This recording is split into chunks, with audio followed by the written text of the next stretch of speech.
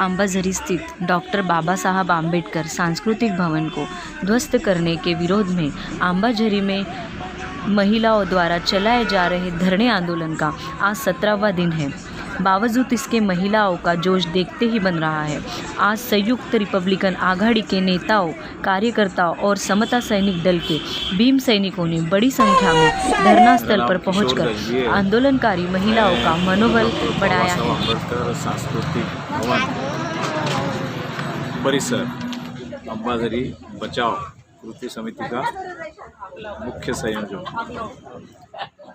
हमने ये आंदोलन जो शुरू किया है, ये परम पूज्य डॉक्टर बाबा साहब आम्बेडकर उनके नाम से जो स्मारक था अंबाझरी गार्डन में, जो कि बहुत पुराना था, 50 साल से भी पुराना था और 20 एकड़ ज़मीन में वो था।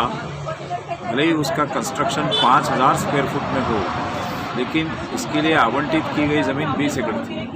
ये ज़मीन महाराष्ट्र सरकार ने आज से 50 साल पहले दी थी, तो वहाँ पर ये स्मारक बना था। तो आज के भाजपा सरकार ने महाराष्ट्र के इस ज़मीन का 44 एकड़ का सौदा एक प्राइवेट कॉन्ट्रैक्टर या प्राइवेट ठेकेदार, जिस कंपनी का नाम है गरुड़ा अम्यूज़मेंट पार्क, इस कंपनी के नाम से उन्होंने ये ज़मीन करवा दी। उनके व्यवहार हो गए हैं और ये ज़मीन देने के बाद वो ठेकेदार ने बगैर किसी के परमिशन के ये जो सांस्कृतिक भवन है, इसको उन्होंने उद्ध्वस्त किया, ज़मींदोस्त कर दिया। तो ये जो हुआ है, इसके खिलाफ में हम लोग पिछले 1.5 साल से आंदोलन कर रहे हैं, सरकार से डिमांड कर रहे हैं, सरकार को लेटर लिख रहे हैं, जो भी बड़ा नेता आता उनसे कह रहे हैं। यहाँ तक कि हमने विधानसभा जब नागपुर में हुई थी, उस समय भी हमने विधानसभा पर करीब 15,000 लोगों का हमने मोर्चा निकाला था, जो कि सबसे भव्य मोर्चा था विधानसभा। तो ये सारे प्रकार आंदोलन के जो है, शांतिपूर्ण आंदोलन के या संविधान के प्रावधान के अंतर्गत जो भी हमें करना था वो हमने किया है। फिर भी महाराष्ट्र शासन की तरफ से ना ही हमें बुलावा है, ना कोई चर्चा की बात की गई है, ना ही कोई लेटर उनसे मिला है। हमारे सारे लेटर महाराष्ट्र सरकार को मिले हैं, लेकिन उन्होंने हमको कोई जवाब नहीं दिया। हमारी मांग क्या है? हमारी मांग है कि जिन लोगों ने इसको तोड़ा है, उनके ऊपर FIR दाखिल की जाए। ये जो 20 एकड़ ज़मीन है, जिसका सौदा इन्होंने एक प्राइवेट ठेकेदार के साथ किया, वो सौदा कैंसिल किया जाए। महाराष्ट्र सरकार का वो आदेश जिसके द्वारा ये 20 एकड़ ज़मीन उनको मिली थी, वो आदेश रद्द किया जाए और ये 20 एकड़ ज़मीन बाबा साहब अम्बेडकर के स्मारक के लिए ही पक्की रखी जाए, कायम रखी जाए, क्योंकि वो बाबा साहब अम्बेडकर के स्मारक के लिए दी गई थी। लेकिन फैक्ट ये है कि इस 20 एकड़ ज़मीन का जो भूमापन होता है और जो भूमि अभिलेख होते हैं, तो भूमि अभिलेख में पहले बाबा साहब अम्बेडकर का नाम था, स्मारक का नाम था, वो हटाकर बगीचे का नाम डाल दिया, वो हटाकर तालाब का नाम डाल दिया और बाद में फिर अभी उन्होंने उसको महाराष्ट्र शासन का नाम दिया है और महाराष्ट्र शासन बोल के इन्होंने प्राइवेट ठेकेदार को वो आवंटित किया है, जो कि सरासर गलत है, इलीगल है और अनलॉफुल है। तो हमारा ये कहना है कि ये सारी जो गलत बातें हुई है, उसको ठीक करे महाराष्ट्र सरकार और गलत बातों का प्रयोग करके या गलत तरीके से ये ज़मीन का आवंटन जो भाजपा के करीबी लोग हैं, इन लोगों के लिए उन्होंने किया है, इसका हम लोग विरोध कर रहे हैं। हमारा आंदोलन अभी इस स्टेज पे आया है कि महिलाएं अभी इसका नेतृत्व कर रही है। महिलाएं पिछले 17 दिन से यहाँ पर आंदोलन के लिए बैठी है। जो जगह है 20 एकड़ ज़मीन, उसके कोने पर यह आंदोलन महिलाओं का डेली प्रतिदिन चल रहा है, आगे भी और चलेगा। हमारे आंदोलन की आगे की रणनीति ये रहेगी कि अब हम महाराष्ट्र सरकार के साथ मुंबई में वार्तालाप करेंगे। अगर हमें मोर्चा निकालने की आवश्यकता पड़ी तो मुंबई में मोर्चा निकालेंगे, ताकि संपूर्ण महाराष्ट्र के लोग इसको देखें, सुने और समझें। इसके बाद हम नागपुर के आसपास के सभी जिलों में जाएंगे, वहाँ के कार्यकर्ताओं को इस बात से अवगत कराएंगे। उन जिलों में भी आंदोलन होगा, उन जिलों में भी जिलाधिकारी कार्यालय को निवेदन दिया जाएगा। इस प्रकार से सारे जो अम्बेडकरी लोग हैं या संविधान को मानने वाले लोग हैं या बुद्धिजीवी लोग हैं या दलित है, पिछड़े समाज के लोग हैं, इन सारे लोगों के साथ जो अन्याय हुआ है, एक्चुअली ये जो बात है, ये बाबा साहब का अवमान है। बाबा साहब की अम्बेडकरी अस्मिता जो है, ये अस्मिता के ऊपर हल्ला है। तो इसलिए अस्मिता के ऊपर हल्ला हुआ है, बाबा साहब का अपमान हुआ है। और जिन लोक प्रतिनिधि ने नागपुर महानगर पालिका में ये ठराव पास करके ये 20 एकड़ ज़मीन बाबा साहब के स्मारक के लिए दी थी, उन लोकप्रतिनिधि का भी ये अपमान है। तो इसलिए इस अपमान को सामने देखते हुए महाराष्ट्र सरकार ने ये 20 एकड़ ज़मीन कायम करना चाहिए। हमें महाराष्ट्र सरकार से कुछ नहीं चाहिए, हमें खाली ये चाहिए कि 20 एकड़ ज़मीन जो स्मारक के लिए थे वो ज़मीन स्मारक के लिए रखी जाए। बस इतना ही हम चाहते हैं और वहाँ पर स्मारक बनाना चाहिए, ये हमारी डिमांड है। बसला 20 जानेवारीपासून आणि असं ठरलं होतं की 5 फरवरीपर्यंत जवळपास 10-15 दिवस ठरायचं आणि मग घरी जायचं असं आपण ठरवलेलं होतं। आज म्हणजे 16वा दिवस,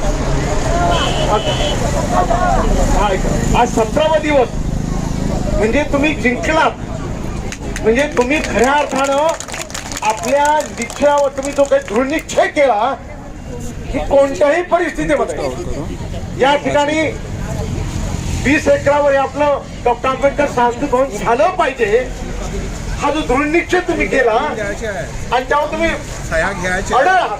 आणि आज 17वा दिवस आणि असं वाटत नाही की कोणती मोठी जाहीर सभा आहे, एखाद्या नेत्याची ते कोणतरी जाहीर सभा आहे अशा प्रकारचं चित्र हे आजचं नाही, हे दररोजचं चित्र राहिलेलं आहे। आणि आता मला असं कळलं की तुम्ही जोपर्यंत आपल्याला या 20 एकरासहित सांस्कृतिक भवन आपल्याला इथे मिळणार नाही तोपर्यंत आपण हे धरणाचा जो काय तो बंद करणार नाही, अशा प्रकारची प्रतिज्ञा आपण महिलांनी केली असं मला कळलं। त्यामुळे फक्त तुम्हाला म्हणजे प्रोत्साहन देण्यासाठी, तुमचं अभिनंदन करण्यासाठी आणि आमच्या महिला जर एकत्रित आल्यात, कोणत्या गटाच्या नाही, कोणत्या पक्षाच्या नाही, कोणाचं नेतृत्व नाही, सर्व एकत्र सामूहिक एका ठिकाणी आल्यात, तर जे लोक वेगवेगळ्या गटाचे असतील ते सर्व इथे हमें चार्ज किया था।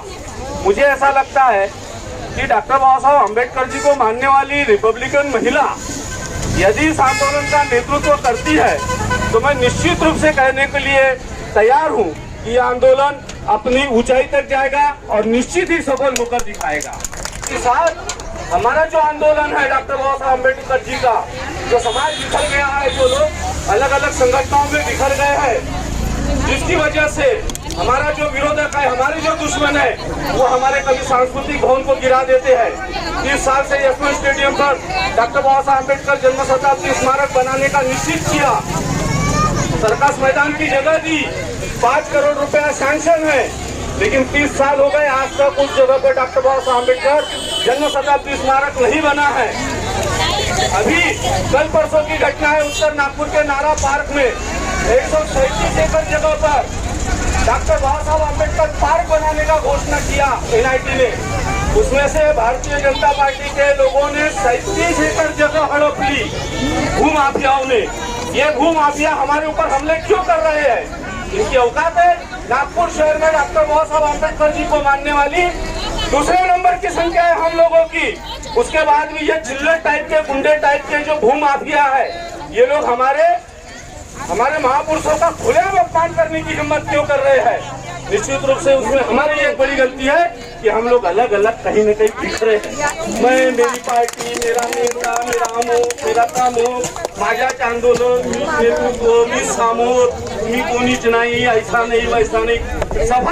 सफलता अगर हमको प्राप्त करनी है तो निश्चित रूप से अहंकार को छोड़कर हमको सब लोगों को एकजुट होकर यह अवसर है बताने का, शासनकर्ता समाज जात को, शासन करने वाले मनुवादी ताकतों को कि ये समाज एकजुट है।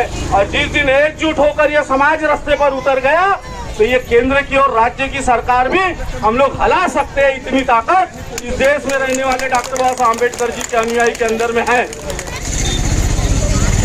या ठिकाणी डॉक्टर बाबासाहेब आंबेडकर सांस्कृतिक भवन जे पाडण्यात आलं, त्या पाडण्याच्या निषेधमधून आताच माझे मित्र या ठिकाणी सांगून गेले, गेल्या 8-10 महिन्यापासून आपण हे आंदोलन चालवत आहोत। या देशामध्ये ऐतिहासिक